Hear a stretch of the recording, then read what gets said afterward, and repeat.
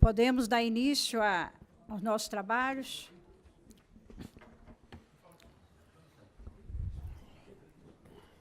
Boa tarde a todos.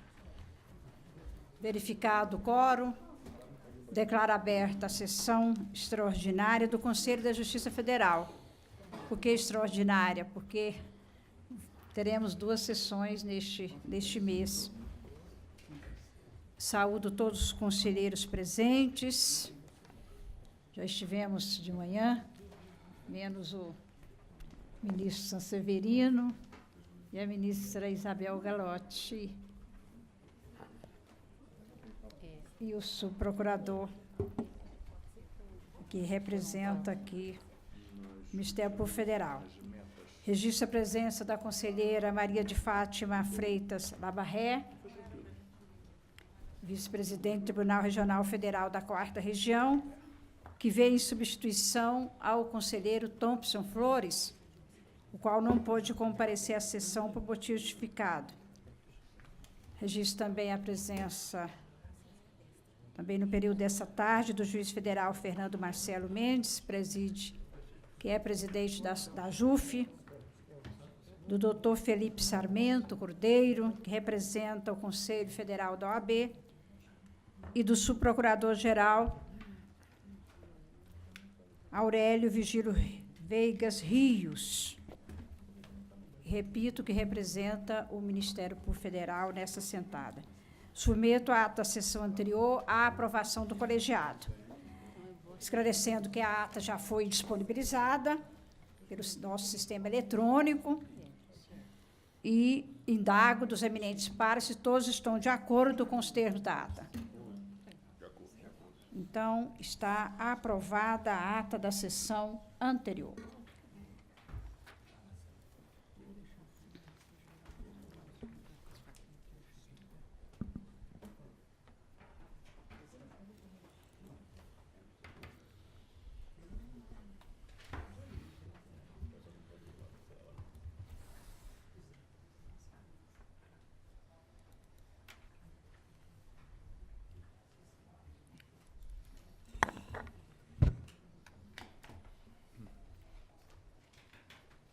O primeiro processo desta tarde é o processo administrativo 108 de 2018, que eu trago em mesa para referendo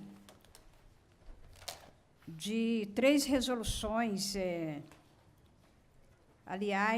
referendo de umas solicitações de créditos adicionais das unidades da Justiça Federal.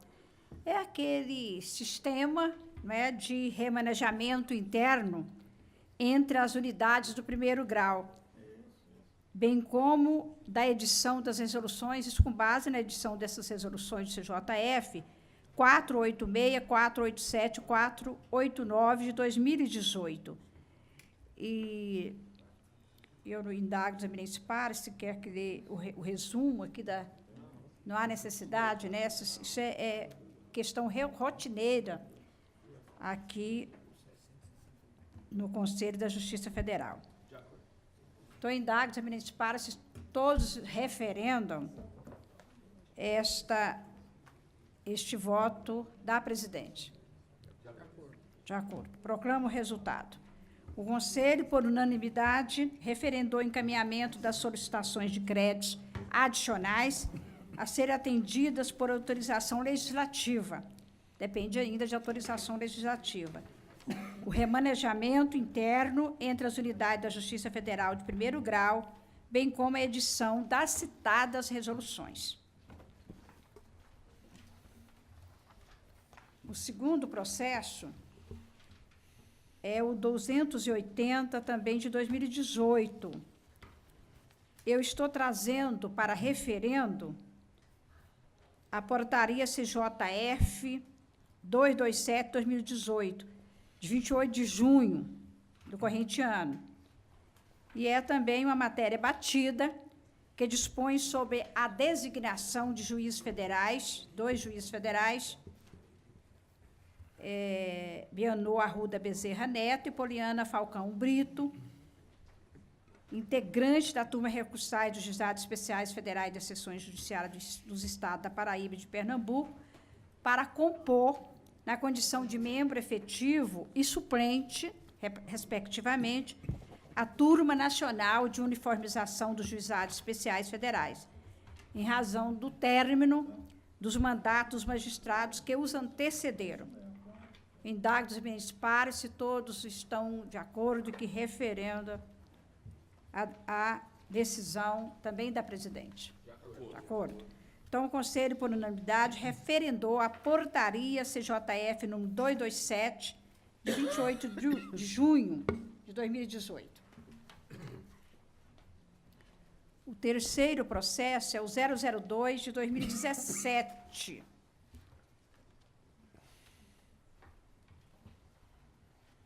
É também um referendo da Instrução Normativa CJF, número 2, de 28 de junho de 2018. E o que dispõe esta instrução? Dispõe sobre o pagamento de diárias e do adicional de deslocamento a magistrados e servidores no âmbito do Conselho do Conselho da Justiça e da Justiça Federal, não é só do Conselho, mas também da Justiça Federal, de primeiro e segundo graus. Também é uma questão batida e trata-se aqui de manter o limite de pagamento de diárias, isoladamente ou somadas ao adicional de deslocamento, a R$ 700. E eu estou aqui esclarecendo que, diante da restrição imposta pela LDO, das manifestações favoráveis das áreas técnicas do CJF, da necessidade urgente de regulamentar a matéria no âmbito da Justiça Federal, editei ad referendo, do colegiado, a citada norma, e por isso que estou trazendo para referendo dessa corte. Indago-se Senhora todos presidente, estão de acordo. pediria a palavra um minuto da ciência a Vossa Excelência e a este Conselho, que, na semana passada, eu fui cientificado de uma decisão do Juizado Especial lá do Rio de Janeiro, confirmada pela turma, de que um juiz federal havia postulado, com base numa possível isonomia com o Ministério Público, uma diferença. E houve decisão favorável, houve recurso, e como não há recurso, por sua vez, das turmas recursais para o tribunal, ou a não ser para o Supremo, nós estamos com a possibilidade disso se espraiar. Foi até agora uma decisão que eu tomei ciência, em questionando esses valores que nós estamos, neste momento, ratificando, mas relativamente a outro ato normativo. Então, eu dou ciência a Vossa Excelência que eu recebi a decisão e, como era um ato administrativo, ou como era mandar cumprir, eu acabei fazendo isso. E foi decisão envolvendo o juiz federal. Sei. Esta instrução normativa que nós estamos referendando, ela tem por base o que eu tenho pago no Superior Tribunal de Justiça com relação às diárias, nesse sentido, e que o CNJ tem pago. Sim, senhora. Que o CNJ, na mesma época, que nós fizemos aqui a adequação, aqui neste Conselho, eu estava usando 2 pesos e 2 medidas. Eu estava pagando um valor a mais aqui no Conselho da Justiça Federal e a menos, do que pagávamos no Superior Tribunal de Justiça. Veio até o caso, a conhecimento da presidente do Supremo, e ela fez ela disse que estava de acordo e adequou também algum, eu não sei se no Supremo, mas e verificou que no Conselho da Justiça Federal estava também no Conselho da Justiça Federal, não no CNJ, no Conselho Nacional de Justiça, também está sendo feito. Então, eu estou fazendo só porque é uma necessidade de todo ano nós fazemos esse referendo. Agora, Indago, se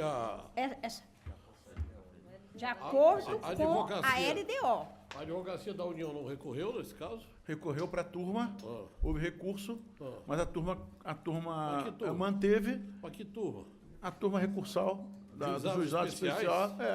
Juizados O especiais? exatamente, o É juizado. que a AGU não suscitou incompetência do juízo, porque a norma é o ato seria de competência do Supremo Tribunal Federal, porque é de interesse de toda a magistratura federal.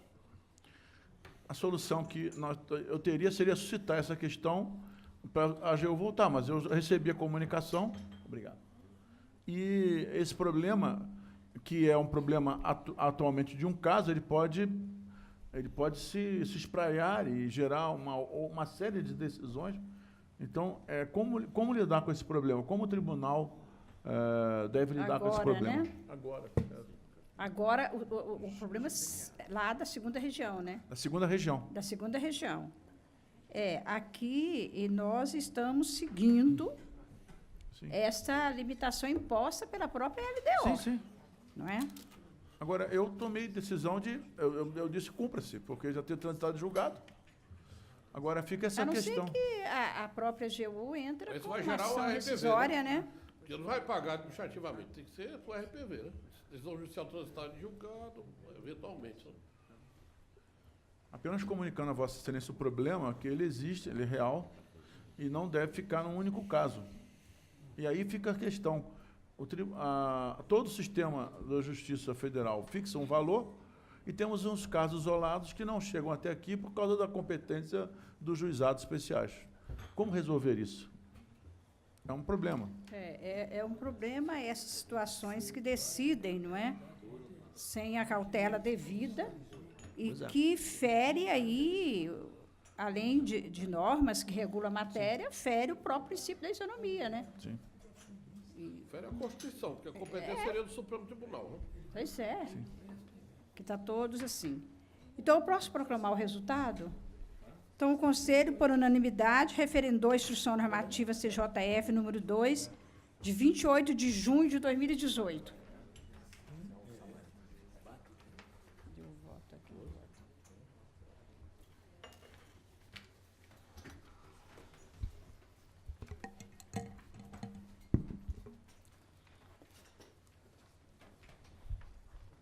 Esse aqui já é o resumo?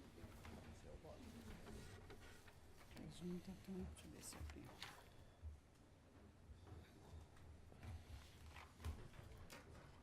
Isso aqui. A despesa do... Mas chamo para julgamento, que é, na realidade, a razão dessa nossa sessão extraordinária de hoje. É o processo 279 de 2018, que é a proposta orçamentária do Conselho e da Justiça Federal de primeiro e segundo graus para o exercício 2019.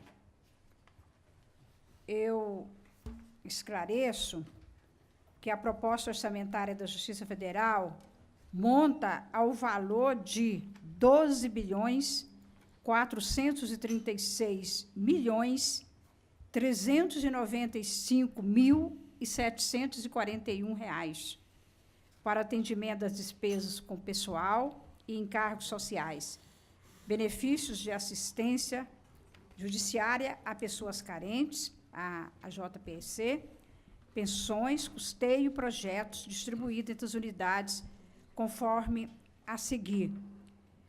O Tribunal Regional Federal da Primeira Região está com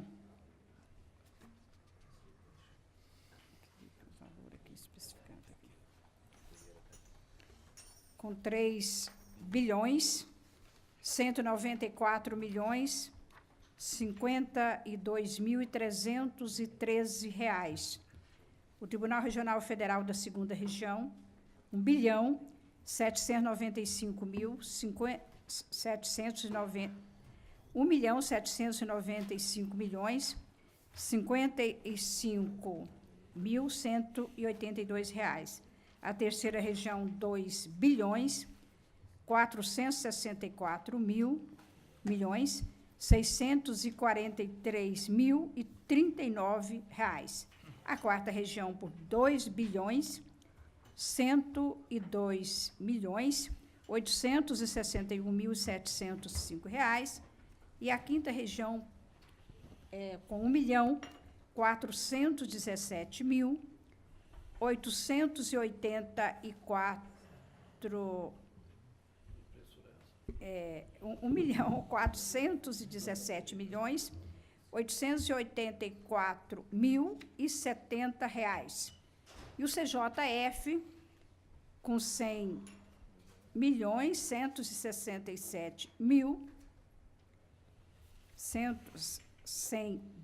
não é? R$ 1.167.340. E o setor aqui, o G setorial, né, está com R$ 1.361.732.092. Eu informo ainda, isso eu estou fazendo o voto aqui resumido, porque o voto está disponibilizado. Eu informo ainda que, com relação aos precatórios e às requisições de pequeno valor, os nossos RPVs, em cumprimento à PLDO 2019, foram encaminhadas ao Ministério do Planejamento a relação de processos e de beneficiários, bem como a estimativa do montante das RPVs, totalizando R$ 37.605.294.418,55. O detalhamento da proposta consta no voto disponibilizado na íntegra no sistema eletrônico das sessões do Conselho, não é? Nosso CJF. E eu estou aqui apenas entre esse voto aí da parte do CJF, eu estou fazendo um esclarecimento. Está na página 4 do voto, quando há um detalhamento sobre os valores a serem incluídos na reserva técnica do órgão setorial para a distribuição em 2019, estes atenderão às seguintes despesas. Aí eu enumero aí do item 1 ao 4 as despesas. E no item 5,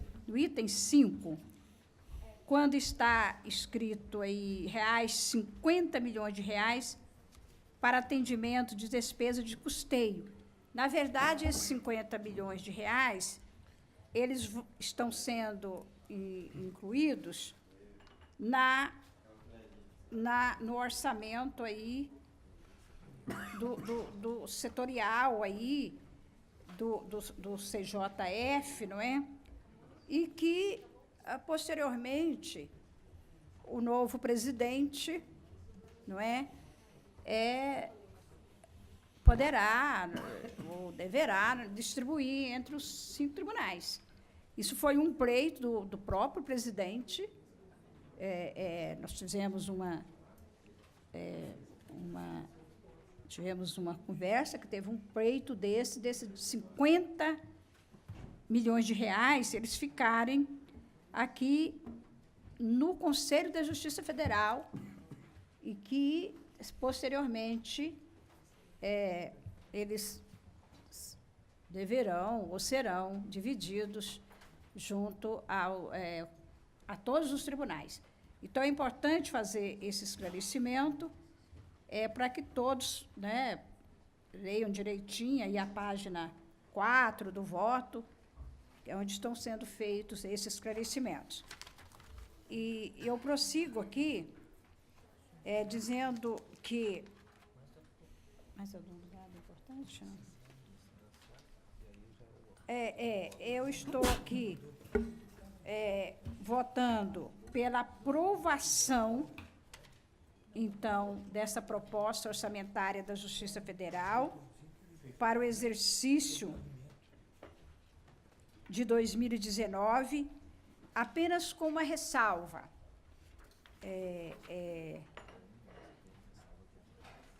A ressalva aí, número 1, é que as aquisições de veículos, há pleitos aqui, tem vários pleitos, né, de aquisições de veículos, então, que essas aquisições de veículos fiquem condicionadas à posterior deliberação deste colegiado. E no item 2, que seja aprovado o montante das despesas relativas à fonte 181, ficando a sua execução também condicionada à aprovação por este colegiado da alteração do planejamento plurianual 2016-2019 e do plano da ação anual 2019, tudo nos termos da resolução CJF número 300 de 2014. B, da proposta orçamentária de 2019 para precatórios e requisições de pequeno valor. Então, eu fiz essas observações todas, também com relação àquele quanto dos 50 milhões, para que sejam bem esclarecidos a razão do meu voto aqui quanto a essa proposta orçamentária.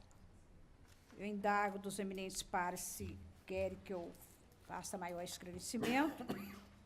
O voto está aí disponibilizado e eu estou, então, indagando se aprovam a proposta orçamentária.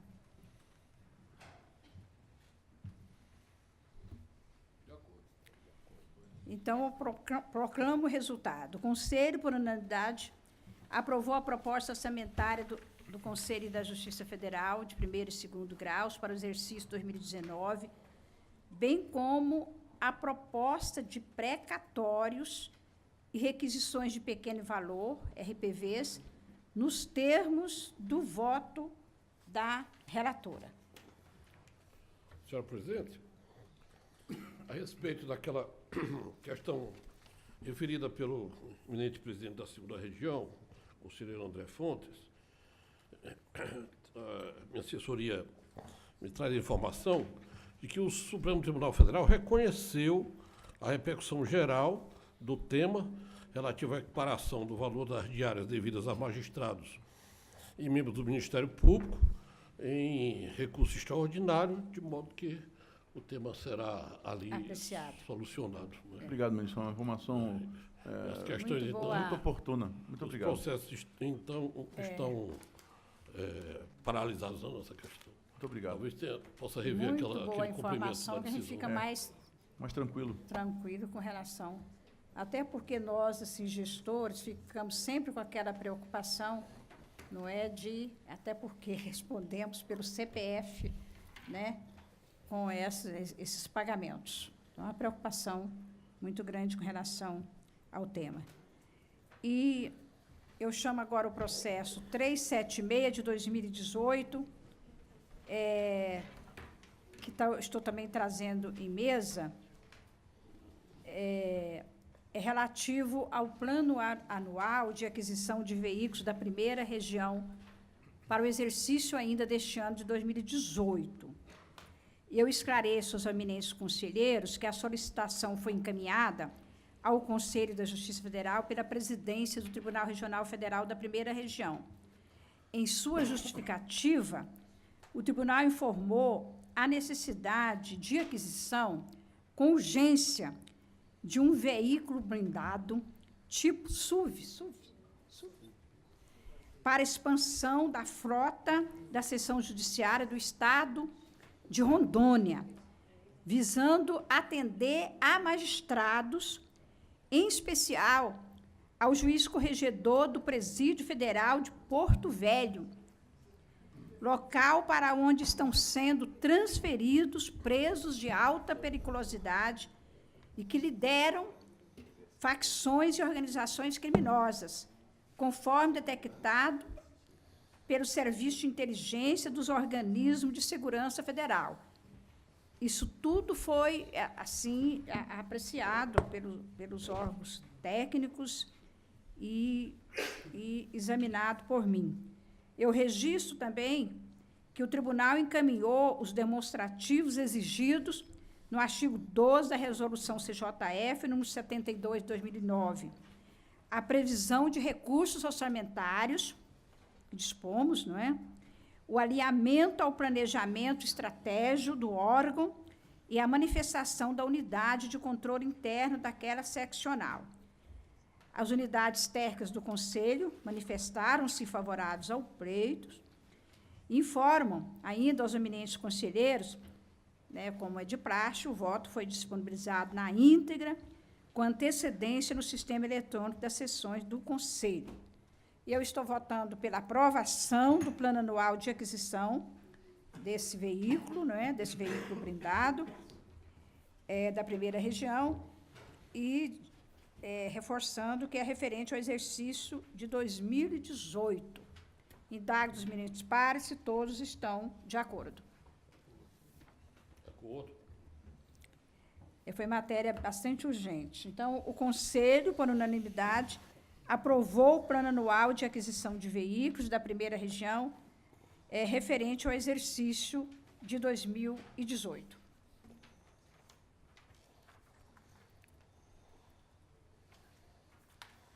Eu chamo agora o processo 89 de 2012,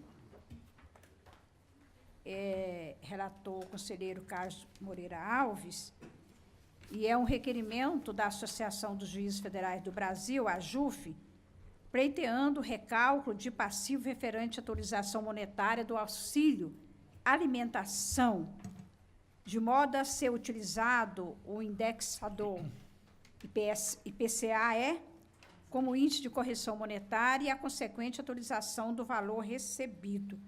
E passo, então, a palavra para Vossa Excelência, desembargador Carlos Moreira Alves. Obrigado, senhora presidente. Boa tarde a todos os colegas, em particular aqueles que não estavam aqui na parte da manhã.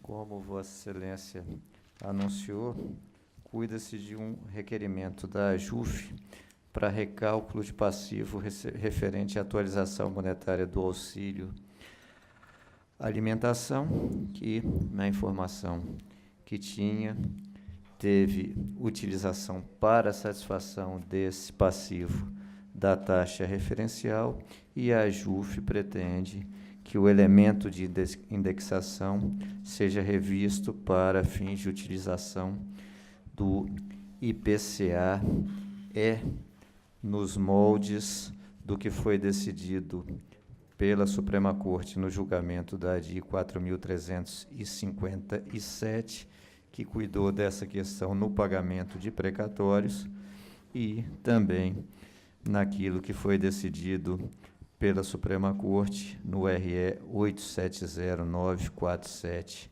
de Sergipe, com repercussão geral reconhecida, e em ambos esses julgamentos a Suprema Corte considerou que a taxa referencial não pode ser utilizada como índice de correção monetária, devendo ser substituída pelo IPCA-E.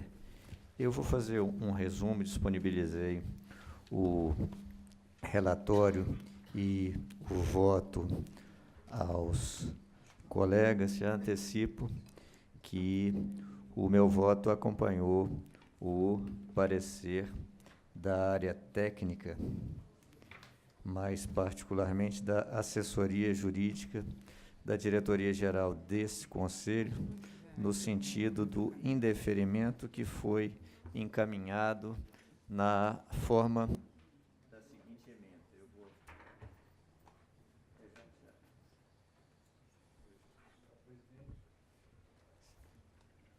Vossa Excelência terminou o relatório? Não, o ilustre, acredito que o ilustre presidente da AJUF vai fazer uma ponderação que nos foi feita antes de irmos ao almoço, que traz um elemento novo a que eu vou me referir e já lhe franqueio o à parte, porque, na minha percepção, são duas coisas diferentes. Houve uma alteração no que eu entendi que é uma proposição alternativa em face do que foi colocado. E, em face do que foi colocado, ou seja, a substituição da TR pelo IPCAE, meu voto se orientou pelo indeferimento do pleito na linha de raciocínio sintetizada na seguinte ementa, que eu vou ler, embora disponibilizada também aos colegas. Embora a Suprema Corte, por ocasião do julgamento da ADI 4357, tenha concluído pela impossibilidade jurídica de utilização do índice oficial da remuneração básica da caderneta de poupança, TR, para fins de atualização monetária, modulou os efeitos do decidido para manter válido o critério até 25 de março de 2015, convalidando assim os pagamentos até então realizados. Dessa forma, uma vez que o passivo referente ao auxílio alimentação foi satisfeito de forma parcelada em dezembro de 2013, janeiro de 2014 e janeiro de 2015, não há respaldo para o pleito de substituição da taxa referencial pelo IPCAE, conforme postulado pela Associação dos Juízes Federais. E esse entendimento se fundamenta na circunstância de que, embora para fins de precatório o Supremo tenha modulado os efeitos da decisão, entendendo que, mesmo incompatível com a ordem constitucional, a utilização da TR como elemento de indexação para fins de segurança jurídica, aqueles pagamentos que foram realizados de forma diversa do IPCAE, anteriormente a 25 de março de 2015, se não me trai a memória, eles não deveriam ser alcançados, eles seriam convalidados com base nessa modulação dos efeitos.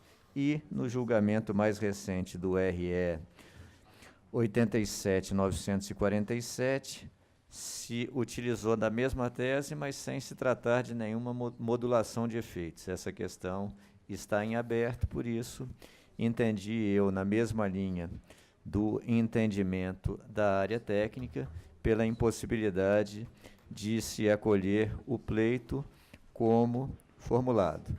Como disse, quando estávamos, digamos assim, no intervalo entre as nossas duas sessões de hoje, a primeira na parte da manhã do Comitê de Estratégia e agora a sessão propriamente dita do Conselho, o eminente presidente da AJUF me submeteu à reflexão uma ponderação alternativa, porque, com base nos documentos que Sua Excelência me encaminhou, pedido idêntico foi formulado no âmbito do Egrégio Superior Tribunal de Justiça, se não me trai a memória, em 2016, e esse pedido foi indeferido pelo ilustre diretor-geral daquela augusta corte, do quanto depreendi sob dupla fundamentação.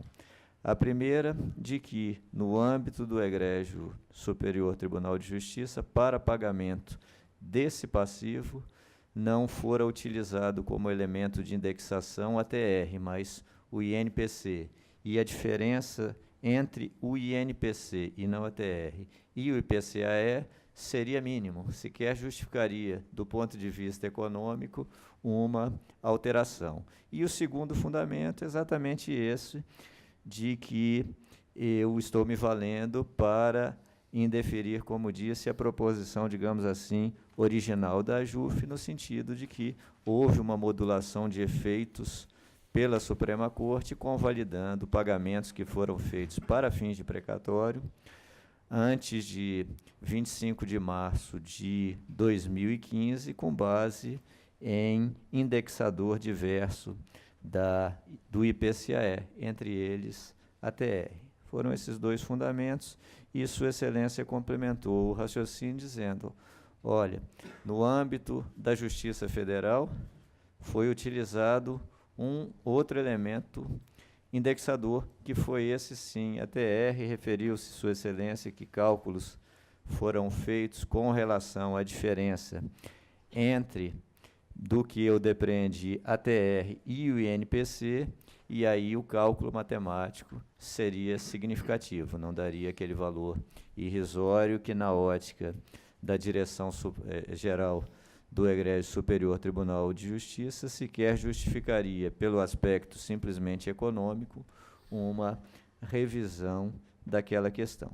E eu confesso que eu não tenho esses elementos, não examinei a questão sob essa perspectiva, que, como disse, altera aquela perspectiva que foi colocada pela própria AJUF no seu requerimento. Como nós não estamos aqui examinando processos judiciais, que temos questões relativas à impossibilidade de alterações de pedido ou de causa de pedir, eu realmente gostaria de analisar essa questão à luz desse elemento novo, para nós verificarmos realmente se é essa a posição, porque poderíamos ter um mínus em relação a isso que se propôs diante de uma outra ótica. Então, eu apenas fico em dúvida, e aqui consulto o Conselho, que obviamente é muito mais inteligente do que eu, sobre a melhor forma de fazermos esse estudo.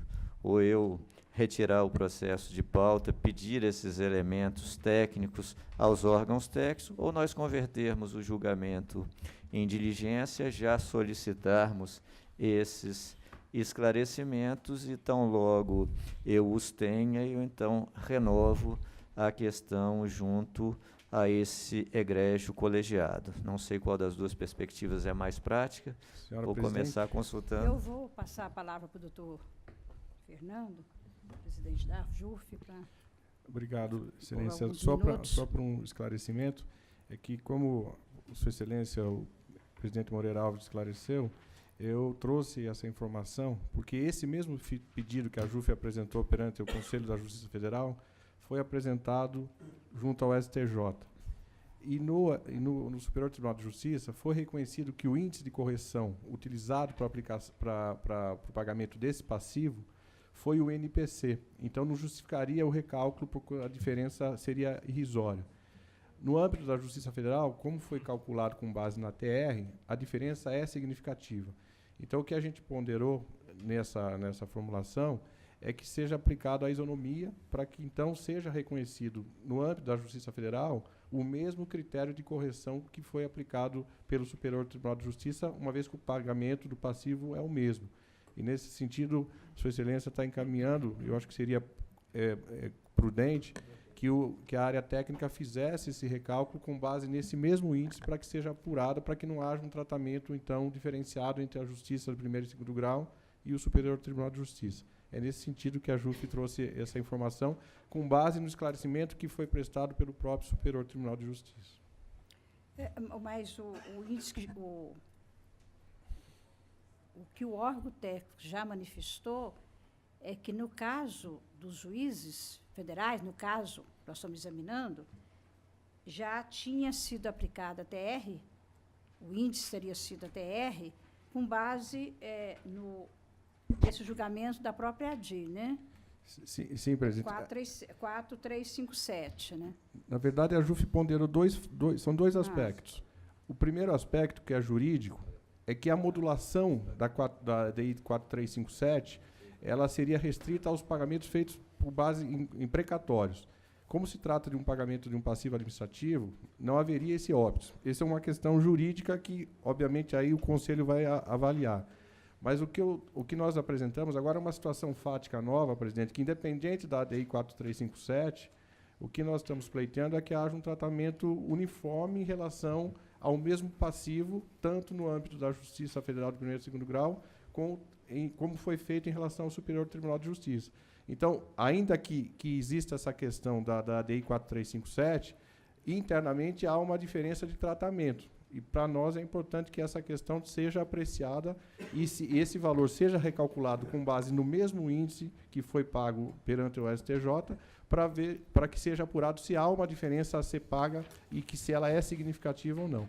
Porque senão nós estaríamos aqui tendo um tratamento diferenciado em relação à Justiça Federal de primeiro e segundo grau e o Superior Tribunal de Justiça. Então, a ponderação da JUF é para que isso seja, como o próprio relator está admitindo, a possibilidade de uma conversão em diligência para um recálculo desses valores. Vossa Excelência, então, traz duas, ou converte em diligência, Vossa Excelência, porque os órgãos técnicos já manifestaram aqui, né?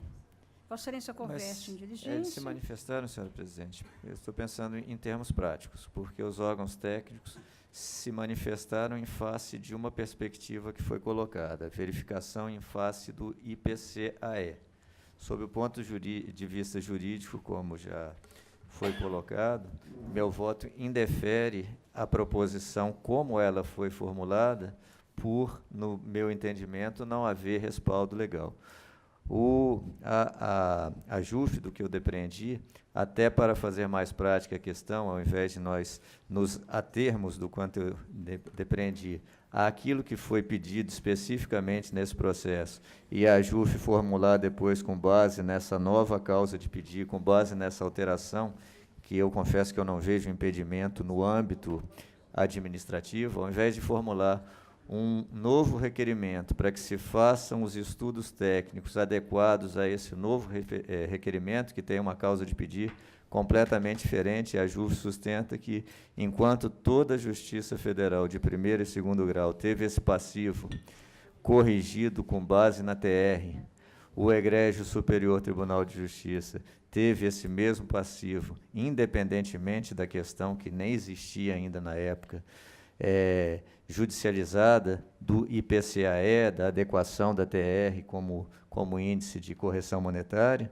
o Egrégio Superior Tribunal de Justiça teve um outro índice que, agora do quanto eu depreendi, ele postula que seja utilizado, que seja reconhecido por esse Conselho como aquele que deveria ter sido utilizado, independentemente do que decidiu a Suprema Corte quanto à constitucionalidade ou não da TR. Foi isso que eu depreendi, e eu acho que seria mais factível nós continuarmos nesse julgamento com base nesses elementos técnicos de que eu não disponho. O Conselho da Justiça Federal, por seus órgãos técnicos, teriam que fazer esse levantamento. Se realmente houve essa diferenciação, se realmente todos os tribunais regionais federais ou a Justiça Federal das 5 regiões recebeu esse passivo corrigido com um índice diverso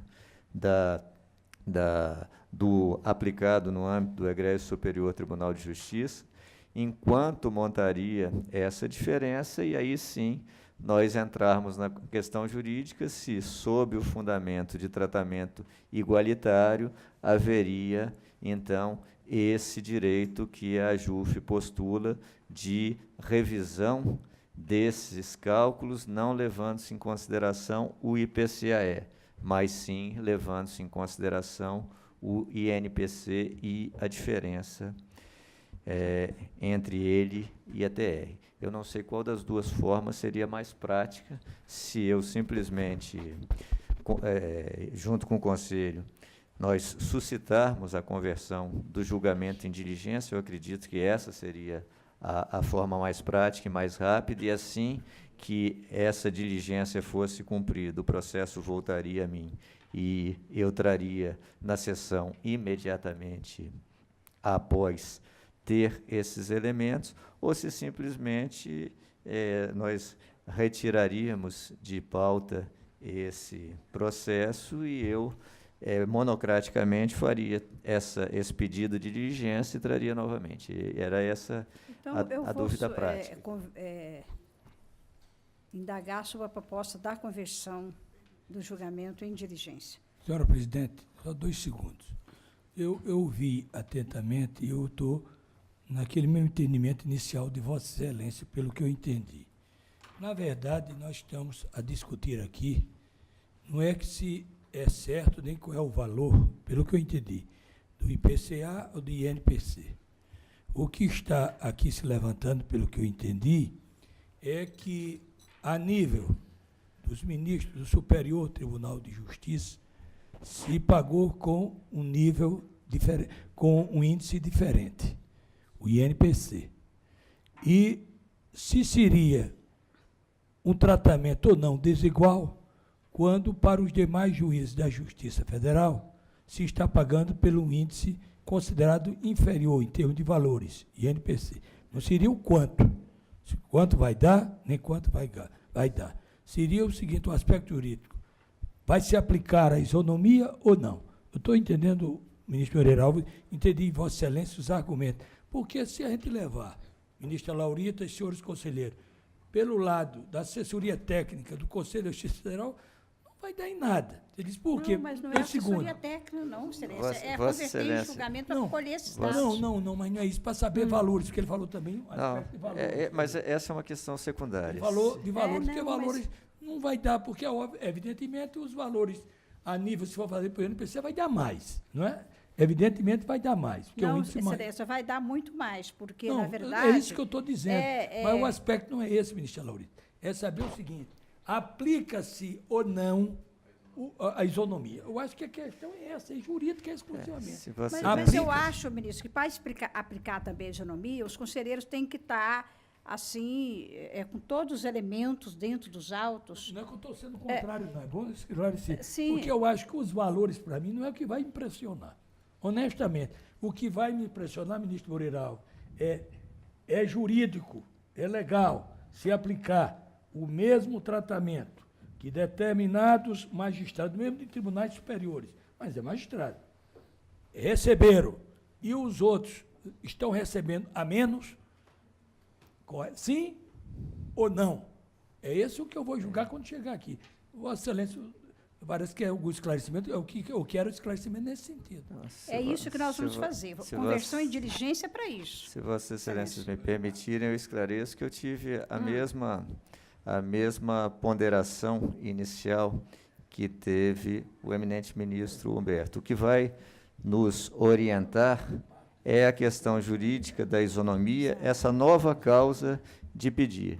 Mas assim como naquele requerimento que foi formulado junto ao Egrégio Superior Tribunal de Justiça, não se tinha a noção, primeiro, de que realmente tinha sido utilizado o INPC e não a TR para o pagamento desse passivo. Não se tinha esse elemento, ele surgiu nos debates. E o segundo, que foi um dos fundamentos para o indeferimento, que não é jurídico, mas acaba arranhando na esfera jurídica, é que aquela diferença verificada era tão insignificante que não seria sequer operacionalmente inteligente nós mudarmos esse padrão para cada um receber uma diferença de R$ 2,20 e poucos centavos, que me parece que era a expressão econômica. Como eu não sei o resultado, que de repente a gente sabe, acredita que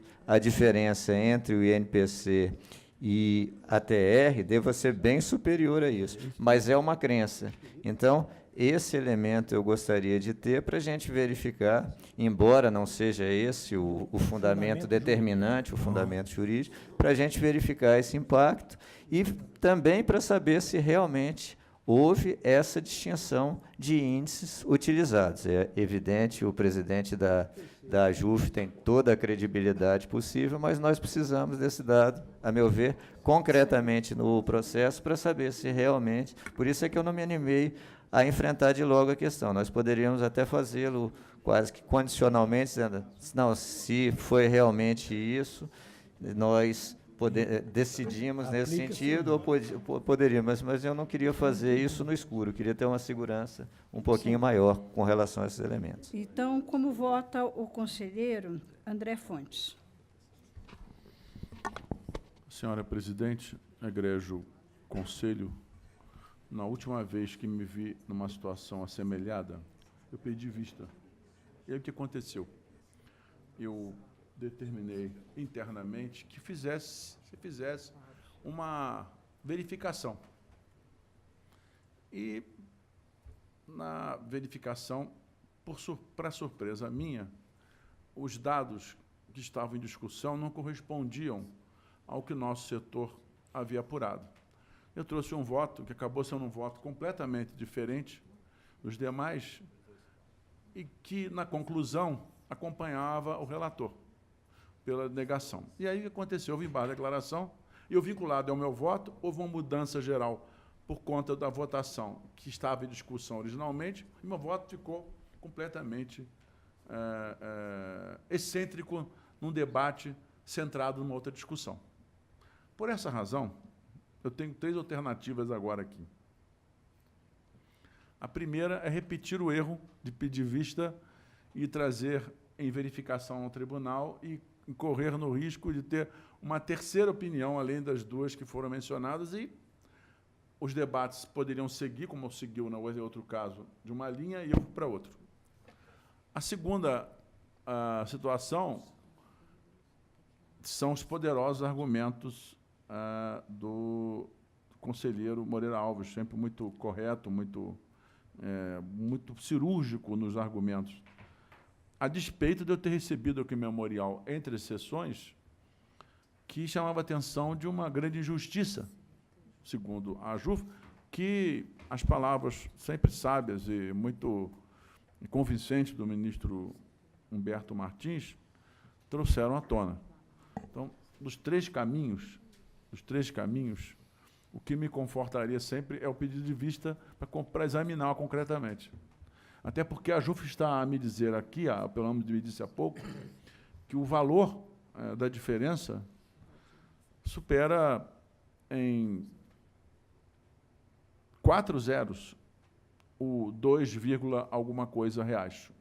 A diferença não seria de 2,4 reais, R$ 2,40. A diferença, segundo a JUF, seria uma quantia aproximadamente de 10, 200, 300 mil vezes isso, né? 20 mil vezes, 20 mil vezes esse valor. Segundo a JUF, se a minha matemática não estiver equivocada, o valor seria exatamente esse. Agora, o argumento que o ministro Humberto trouxe é o argumento que a JUF sustentou no memorial. Por outro lado, o conselheiro Moreira Alves, o presidente Moreira Alves, chama a atenção de que essa diferença seria limitada a R$ 2,40 e que estaria a depender desse cálculo para saber se realmente haveria justiça ou não na mudança do índice. Não, eu não tenho objeção. Porque essa diferença de R$ 2,04, ela se deu no STJ, uma vez que o passivo já foi calculado com base no IPC. Então, quando se fez a comparação IPCA e Desligado, não? Tá ligado. Desculpa. a diferença foi pequena.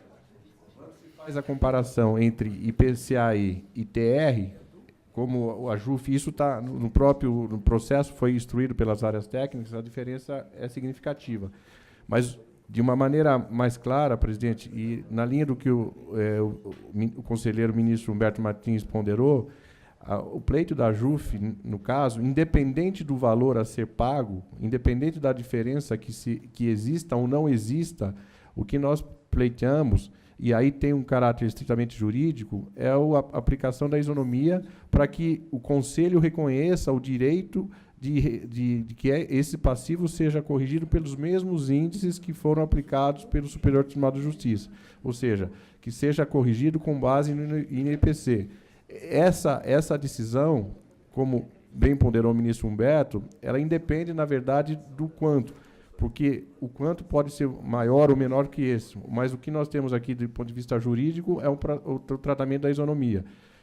Se Sua Excelência, o relator, entender conveniente a conversão, a JUF entende perfeitamente cabível. Mas a questão de fundo é o princípio da isonomia, que independe, na prática, da diferença ser positiva ou ser negativa. O que se espera só é a aplicação do princípio da isonomia e que, a nosso sentir, também poderia ser, desde logo, deliberado, se o Conselho assim entender. Apenas para esclarecer, é que lá, pelo que eu entendi do voto do relator, é que lá no STJ foi levado em consideração 2 fundamentos. Isso. O princípio ali é que a diferença era a mínima possível. Então, foi além como lá no Supremo, foi com relação a apenas uma modulação dos efeitos, lá no Supremo, aí, no STJ foi levado em consideração esses 2 fundamentos. Que o indexador TR aliás, foi de... É que lá, presidente, lá foi aplicado o INPC. O INPC para o INPCA. INPCAE. Mas Não é? quando nós calculamos a diferença entre a TR e INPC, aí o valor é significativo. Aí que vem essa diferença. Lá a diferença foi pequena, foi bem pequena. Aqui a diferença está esclarecendo que será bem maior. Então, o voto do conselheiro é pela conversão. E Vossa Excelência? Bem, o conselheiro Moura Alves sempre foi muito técnico, muito preciso. Já vi que o voto dele acaba por atender essa linha de fazer... Eu acho que sim. Deixa eu tentar fazer um esclarecimento bem pontual e bem objetivo. Porque, com relação... na verdade, nós temos 2 julgamentos. O primeiro é saber se deve se aplicar o IPCAE para o recálculo desses valores, independentemente de haver sido feito esse cálculo pela TR ou pelo INPC. Essa foi a proposição inicial. Meu voto só enfrentou essa questão porque esta questão que foi suscitada no intervalo entre as 2 sessões, eu não a vi no processo. Pode ser que ela estivesse lá e, por alguma falha minha, eu não a tenha visto, mas eu confesso que não a vi e acredito que ela não esteja no processo. Eu fui surpreendido com essa colocação, com esses novos elementos de fato e com essa proposição da AJUF de uma solução alternativa que, na verdade, é o exame de uma outra questão. Então, aquilo que foi colocado pela AJUF no processo, eu já trouxe no meu voto a minha solução, ou seja, nós não podemos, a meu sentir, não temos autorização, respaldo jurídico, pelo menos enquanto o Supremo Tribunal Federal não der essa sinalização, de trocarmos a TR pelo IPCAE. Esse é o meu voto solucionando o processo e a demanda que foi formulada. Essa questão alternativa que eu pensei foi exatamente para que nós não tenhamos uma outra desnecessária deliberação sobre o assunto correlato, mas para que nós façamos essa outra deliberação, na minha perspectiva, eu gostaria de ter esses elementos, porque nós não sabemos, como disse o ilustre presidente da AJUF, tem toda a nossa credibilidade, mas nós precisamos ter retratado nessa nova instrução, desse novo processo incidental dentro desse processo, esses elementos, esses estudos. Primeiro, saber realmente isso. No STJ foi aplicado o INPC e no restante, na Justiça Federal de primeiro e segundo grau, foi aplicada a TR. Segundo, seria interessante saber, não é fundamental, mas qual é essa diferença do ponto de vista econômico, que se eventualmente, nós já sabemos de antemão que não deve ser isso,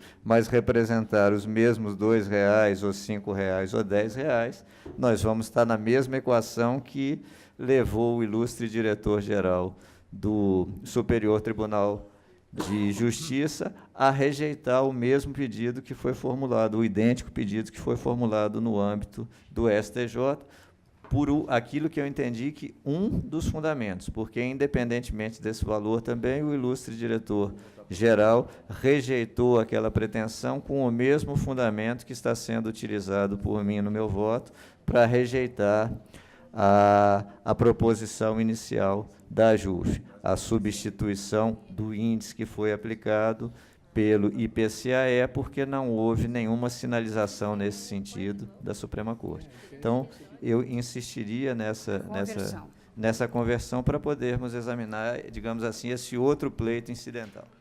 Senhora presidente, Sim. eu não vou me limitar a concordar, eu vou novamente elogiar o governador Moreira Alves, sempre muito seguro nos seus votos, e dizer que a conversão, como o voto dele traz, seria realmente a conversão para se apurar, seria a melhor solução neste momento. Então, eu vou acompanhá-lo. Como vota a conselheira Terezinha Caserta? Também eu penso que é uma medida de cautela e de segurança para o julgamento, pois teremos nos autos todas as informações e com essas informações estaremos mais habilitados ao julgamento. Como vota Maria de Fátima Freitas Labarré? Bom, com a devida vênia do eminente relator, eu entendo que a questão é apenas de direito para julgar essa isonomia. E como eu tenho julgado lá todo dia sobre o tema 810 e o 905 aqui do STJ e 810 do Supremo, eu sei a diferença entre a TR e o INPC, e é esse valor que já está nos autos que o doutor Fernando está mostrando, daria apenas 19 mil, mais ou menos, para cada juiz. Então, com a vênia do relator, eu entendo que não há necessidade de diligência e eu deferiria. Vossa Excelência já defere. Como vota o conselheiro Manuel de Oliveira Errá? Eu entendo que é oportuna a conversão em diligência. Estamos aqui diante de um novo pedido que a AJUF formula. Inicialmente, como ficou bem esclarecido pelo eminente relator, a pretensão foi o de recálculo desses valores pelo IPCA-E. No entanto, diante da informação do STJ de que utilizou o INPC para calcular as vantagens devidas aos eminentes ministros, a AJUF entende que, pelo menos este índice, deve ser aplicado em relação aos magistrados federais. No entanto, eu acho que é prudente até que o colegiado tenha mais elementos para decidir sobre este tema. Na verdade, se alega o princípio da isonomia, que é um princípio constitucional muito importante, muito relevante, mas é importante saber por que o STJ utilizou o INPC, por que o Conselho da Justiça Federal utilizou a TR, quais foram os dados técnicos que embasaram essa diferença de tratamento. Evidentemente que todos acreditamos, temos plena consciência de que a Secretaria do STJ deve ter utilizado o índice adequado. Mas, para efeito de isonomia, nós precisamos estar absolutamente convictos de que este é realmente o índice a ser aplicado. E aí a conversão em diligência nos daria essa oportunidade de trazer todos esses elementos e permitir a apreciação não só do pedido originário, que eu acho que a AJUF até mantém, de correção pelo IPCA, porque aí seria uma questão de saber, pura e simplesmente, qual a amplitude da modulação de efeitos que o Supremo fez, se ela ficaria restrita aos precatórios, ou se também alcançaria os pagamentos administrativos, e esse é um primeiro pleito a respeito do qual o relator já diz, que indefere, porque entende que deve-se fazer a modulação, e, uma vez não acolhido esse pleito principal, então se examinaria esse pleito que a AJUF veio acrescer a sua postulação. Então, acho que todos nós ganhamos com essa conversão, por isso eu sou favorável. Como vota o conselheiro Humberto Martins? Senhora presidente, eu vi o voto que do relator e também me sensibilizou muito o voto da divergência. No entanto, como diz o relator, ele está solicitando essa diligência para efeito de firmar um juízo de valor com a maior convicção possível com relação aos elementos que serão trazidos. E até porque o pedido original da JUF, ela não atenderia o originário com relação ao novo pedido. Então, há uma questão incidental que servirá de sustentáculo, de embasamento ao relator, que a posterior será levado ao Conselho, esses elementos técnicos, inclusive com os acréscimos do conselheiro Manuel, de que saber por que, com relação aos procedimentos no STJ de uma certa forma e no Conselho da Justiça Federal de uma outra forma. Evidentemente, se não tiver uma justificativa, lógico que o tratamento terá que ser igual. Mas pode aparecer as razões. Dizer, olha, no caso de lá, é em razão disso, disso, disso. No caso de cá, não se aplicaria por isso, isso, isso. Então, isso ele só tem elementos para decidir com essas informações, vão assim chamar. Até porque tem um incidente com relação a esse novo pedido, que terá que ser analisado na sua amplitude, para um melhor juízo de cognição, de conhecimento e de valor por parte dos conselheiros. Por isso, em questão de prudência e de sabedoria jurídica com relação à melhor saída deste conselho, no sentido que todos têm que ser tratados iguais, mas muitas vezes se tratam os iguais de forma desiguais para se encontrar a sua igualdade. Já o próprio Aristóteles diz isso. Em decorrência disso, eu peço venha a discordância e fico pelo espírito da prudência, no sentido de se aguardar e acompanhando o relator. Como vota o ministro Raul Araújo? Senhor presidente, também entendo pela conversão em diligência o novo pronunciamento das áreas técnicas acerca desse pedido alternativo que nos traz a Associação dos Juízes Federais, com a devida vênia da outra divergência. Como vota o ministro Paulo de Tarso Sanseverino? Igualmente com a vênia da divergência, eu acompanho o relator no sentido da conversão em diligência para se verificar o impacto financeiro dessa alteração. Conselheira ministra Isabel Galotti. Também eu, senhora presidente, com a devida vênia da divergência, eu acompanho o pedido, a sugestão de conversão em diligência feita pelo eminente relator. Eu também estou acompanhando o voto do eminente relator com a devida vênia da divergência proferida pela desembargadora Maria de Fátima Freitas Labarré. E proclamo o resultado. O Conselho, por maioria de votos, converteu o julgamento em diligência nos termos do voto do conselheiro relator, ficando vencida a conselheira desembargadora federal Maria de Fátima Freitas Labarré. Ministro Raul Araújo, conselheiro, Vossa Excelência, é relator do processo 002 de 2018 e tem a palavra para o seu julgamento. Senhor presidente, o voto acha-se disponibilizado desde a semana anterior e trago no voto algumas apreciações sobre aquilo que detectamos durante a inspeção ordinária da Corregedoria Geral da Justiça no Egrégio Tribunal Regional Federal da 5ª Região. Foi realizado no período de 19 a 23 de março de 2018.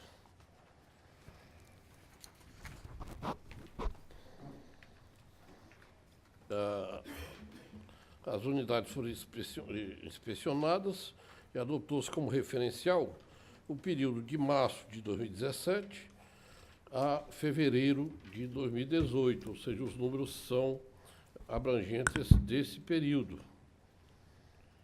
Então, destaco que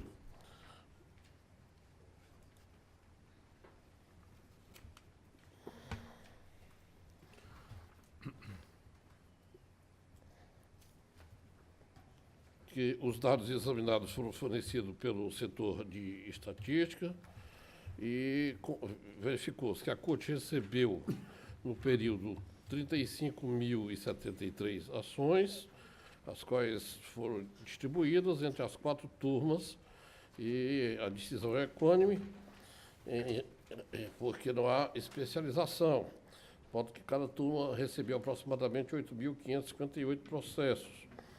Quanto à produtividade, julgou globalmente 29.772 processos, Então, temos uma produtividade média de 84,74% do volume de processos aportados na Corte, e o número de feitos julgados foi menor que os distribuídos, o que gera um acúmulo de processos, embora se reconheça os esforços do colegiado por uma produtividade que seja condizente com as necessidades. Tanto que houve melhoria nessa performance em relação à inspeção anterior, aos dados constatados na anterior inspeção.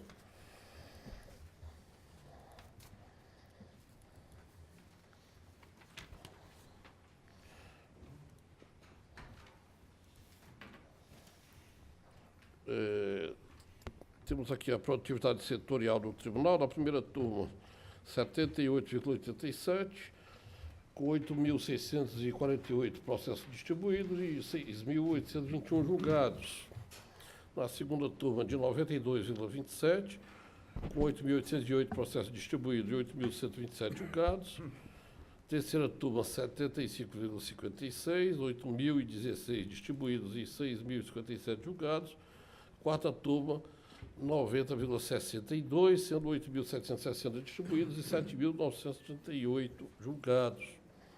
A relação entre a distribuição e o julgamento das 4 turmas e o plenário do tribunal também vem representadas em gráficos que apresentam no voto, que já disponibilizei a Vossas Excelências. Ainda quanto à produtividade, se comparados com os números verificados na inspeção levada a efeito em 2016, quando a distribuição superava em 7.135 feitos o número de processos julgados, verifica que o tribunal, embora continue julgando o volume de processos abaixo da quantidade distribuída, apresentou uma razoável melhoria. Com efeito, nos últimos 12 meses, a Corte julgou 29.772 processos, contra 35.073 distribuídos. O déficit, então, é de 5.351 feitos. O terceiro indicador traz análise do volume dos feitos em tramitação. Apurou-se a existência de 54.447 processos em tramitação, sendo 12.626 em estoque na primeira turma, 14.389 na segunda turma, 11.148 na terceira turma, 8.287 na quarta, 6.777 com a vice-presidência e 1.220 relativos ao pleno do tribunal.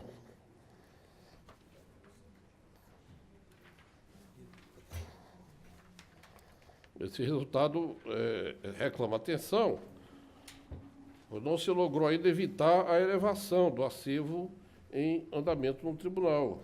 No período de março de 2017 a fevereiro de 2018, o percentual de feitos em tramitação aumentou em 30%, a elevação de 12.451 processos.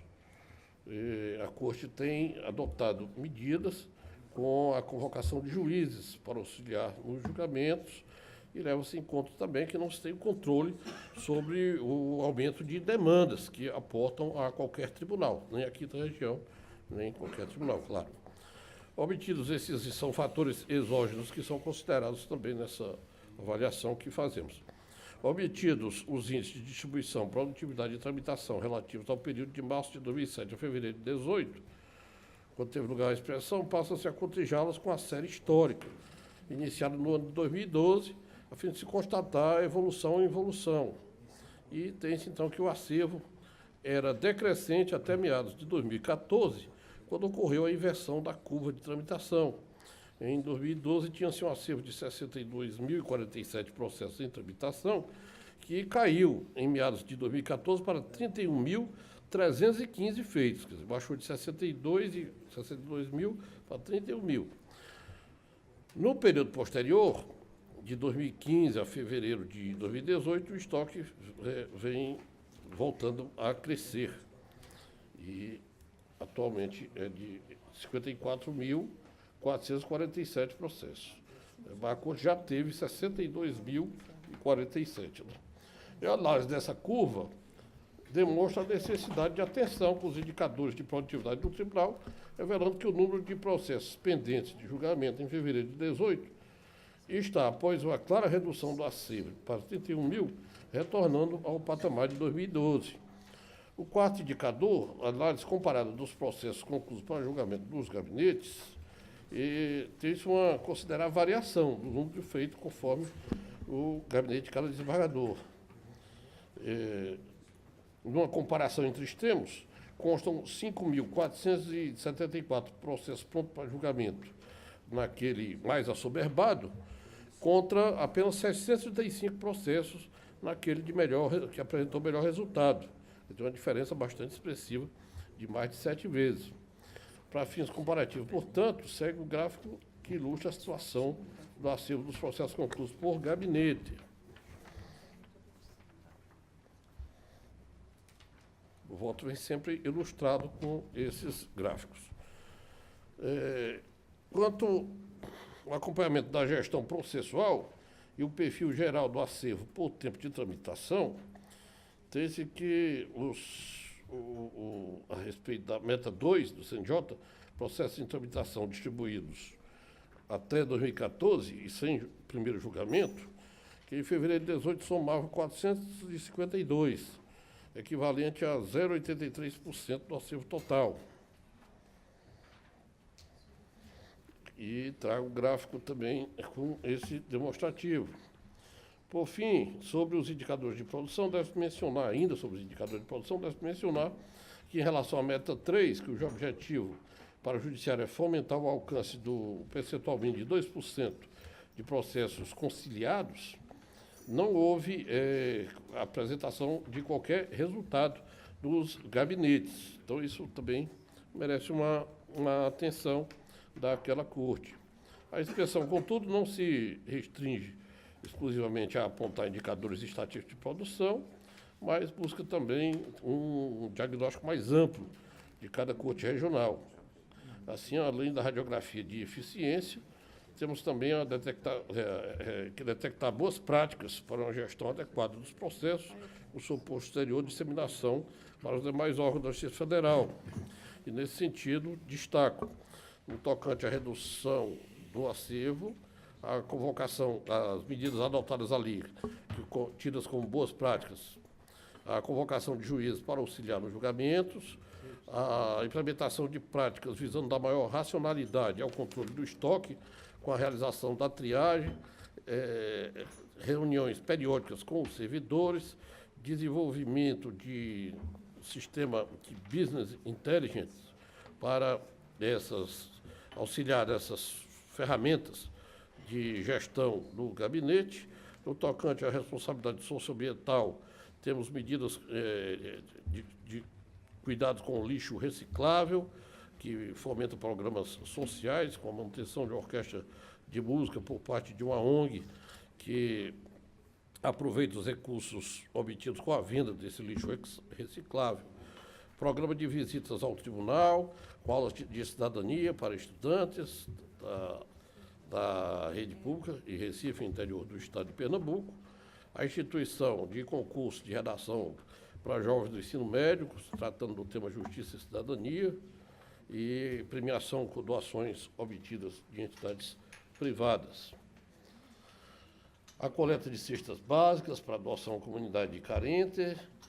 No tocante à melhoria de serviços de Secretaria Judiciária, o uso do sistema de gerenciamento de convênios se mostra também muito adequado, o uso de sistema de baixa de recursos, sistema de agendamento de sustentação oral, sistema de business intelligence, já referido.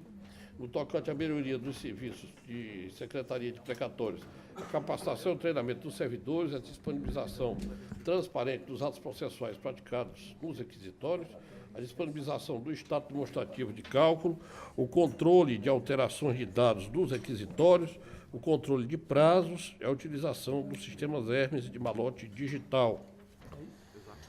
Acesso direto à presidência, a automação dos pagamentos, que são processados com segurança, mediante auditoria e fiscalização. no tocante ao gabinete de conciliação, a implementação da ferramenta Quero Conciliar vem se mostrando muito eficiente, mas ela se refere mais ao primeiro grau de jurisdição, né? Então, ante o exposto, considerando-se os resultados alcançados pelo tribunal e as conhecidas restrições orçamentárias atuais, com imediatos reflexos limitadores nas diversas áreas de administração pública, inclusive do Judiciário, conclui-se que o Tribunal Regional Federal da 5ª Região acha-se bem administrado e vem prestando adequadamente a jurisdição, cabendo, contudo, buscar o aprimoramento dos serviços públicos ali prestados, mediante a adoção das recomendações a seguir indicadas.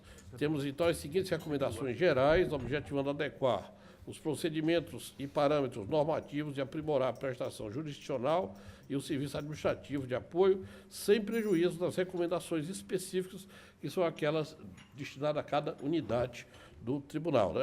As recomendações gerais são as seguintes: apresentar estudos sobre ações específicas de redução do acervo e tempo de tramitação processual nas unidades em que a situação seja discrepante da existente na média do tribunal.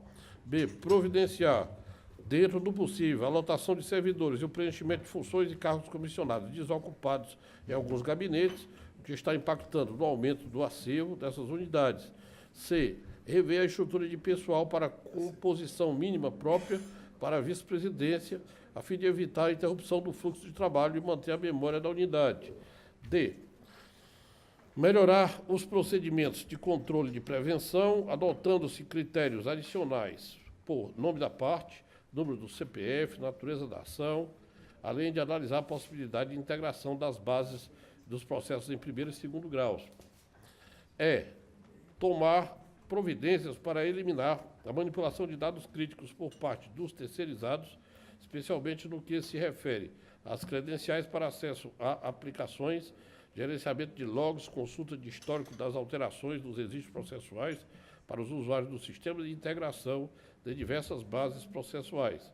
F, implementar política de conciliação no âmbito do segundo grau de jurisdição, voltado ao atendimento da meta 3, do CNJ já referida, aquela de 2% dos processos conciliados.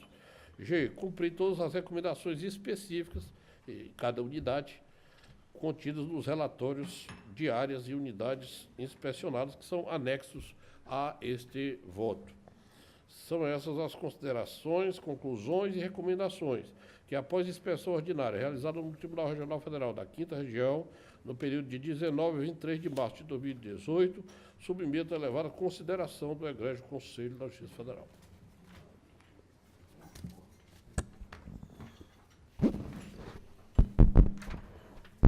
Recolher os votos. Como vota o conselheiro Paulo de Tarso Sanseverino? Apenas parabenizar o trabalho realizado pelo eminente corregedor e também aproveitar aqui a pessoa do presidente do Tribunal Regional Federal da 5ª Região para parabenizar também pelo trabalho lá desenvolvido, já que as recomendações apenas vão aprimorar ainda mais a atividade jurisdicional que lá é exercida. Então, ciente e parabéns. Como vota... Eu indago dos eminentes pares, se todos estão de acordo, eu quero tecer mais considerações. Estou de acordo, presidente, que é apenas um relatório É, o relatório muito bem Complementa elaborado, o conhecimento. não é? E mostrando que o tribunal está bem administrado pelo competente presidente Manuel Erraste, que é uma referência para nós aqui neste conselho, não é? Vossa Excelência quer... Eu desejo apenas agradecer as referências que foram feitas e também ressaltar o tratamento que recebemos do ministro Raul, tratamento muito educado, muito atencioso, que, sem dúvida, contribuiu para o pleno êxito dos trabalhos que ali foram realizados. E dizer que seguiremos atentamente as recomendações que Vossa Excelência fez. Muito obrigado a todos. O representante aqui do Conselho Federal do AB, Felipe Sarmento, Excelência. Apenas, além de parabenizar o trabalho do ministro Raul na corregedoria, queria dizer que o Tribunal da 5ª Região é um tribunal que eu conheço profundamente, porque lá advogo há 19 anos, conheci o Dr. Manuel Errar ainda como juiz de primeiro grau, que tantas vezes esteve lá ainda convocado, e sei da forma competente, séria, em que Sua Excelência conduz o Tribunal da Quinta Região. Evidentemente, sempre há necessidade do aperfeiçoamento dos serviços, mas e todas as observações feitas no profícuo relatório da Corregedoria, mas também registrar, em nome do Conselho Federal da OAB e meu nome pessoal, os parabéns pela gestão do TRF da Quinta Região. Muito obrigado. Então, posso proclamar o resultado? Eu só queria, na oportunidade, talvez não haja outra, senhor presidente, fazer uma saudação novamente ao desembargador Manuel Errar, realmente um exemplo para todos nós. Desde que eu conheci e tenho ouvido os votos dele aqui no Conselho, tem esses votos servido para pautar a minha administração nesses 2 anos difíceis, desafiadores, que são a presidência do TRF2, mas sem prejuízo dos outros votos, de todas as virtudes que este Conselho anuncia. Eu faço uma oportunidade, uma referência muito especial ao presidente Manuel Errar, que já tive a oportunidade de visitar no tribunal na Quinta Região, e que lá tive a oportunidade de, a olhos vistos, constatar isso que o relatório brilhante do ministro Raul apurou. Também dizer a Vossa Excelência que o TRF2, para não perder a oportunidade, foi visitado por Sua Excelência e, no meio daquela grande preocupação de todos, lá estava, mais uma vez, a tranquilidade e serenidade também do ministro Raul, com a sua equipe, e que algumas das recomendações, queria dizer a Sua Excelência, especialmente do serviço, a SAGE, que é um serviço ligado ao processamento das causas, foi uma recomendação verbal que recebi do desembargador Mairan, do TRF da Terceira Região. Imediatamente foi acolhido, já fizemos adaptações, e acredito que nas próximas visitas a nossa preocupação deixará de existir e estaremos no mesmo caminho no TRF5. Muito obrigado, senhor presidente. Obrigado, doutor André, pelas referências, e quero dizer que a admiração também aqui é recíproca, e tenho muita honra de integrar o colegiado ao lado de Vossa Excelência. Então, proclamo o resultado. O Conselho, por unanimidade, aprovou o relatório de inspeção com as recomendações propostas no voto do relator. O último processo dessa tarde é o número 148, de 2015, e se trata, relatou o Corregedor-Geral da Justiça Federal, embargos de declaração opostos pela AJUF e a AJUFESP, em face de decisão do colegiado nesse processo, que passa a palavra a Vossa Excelência. Nesse caso, senhor presidente, trago um voto constatando a intempestividade do recurso, porque a petição do desembargo declaratório foi protocolada em 15 de maio de 2018, enquanto que os patronos dos embargantes foram intimados no dia 3 de maio de 2018, na quinta-feira. Iniciada a contagem do prazo no dia seguinte à da intimação, seu término deu-se no dia 10 de maio seguinte. A justiça não se computaram os dias 5 e 6, por serem dias não úteis, sábado e domingo. Destaque nesse sentido que a publicação do julgamento, feita nos estritos termos do artigo 54 do Regimento Interno, ocorreu no dia 24 de abril, quer dizer, seria ainda pior se fosse computar a partir da publicação. Finalmente, apenas para argumentar, registro que, ainda que se pudesse superar o óbice formal referido, o recurso também não prosperaria, pois o acórdão embargado não padece dos vícios apontados naqueles embargos. Então, em face da intempestividade, voto no sentido de não conhecer dos embargos da declaração. O relator vota pelo não conhecimento dos embargos de declaração. Eu indago os eminentes pares se todos estão de acordo. De acordo. Então, eu proclamo o resultado. O Conselho, por unanimidade de votos, não conheceu dos embargos de declaração em razão de sua intempestividade. E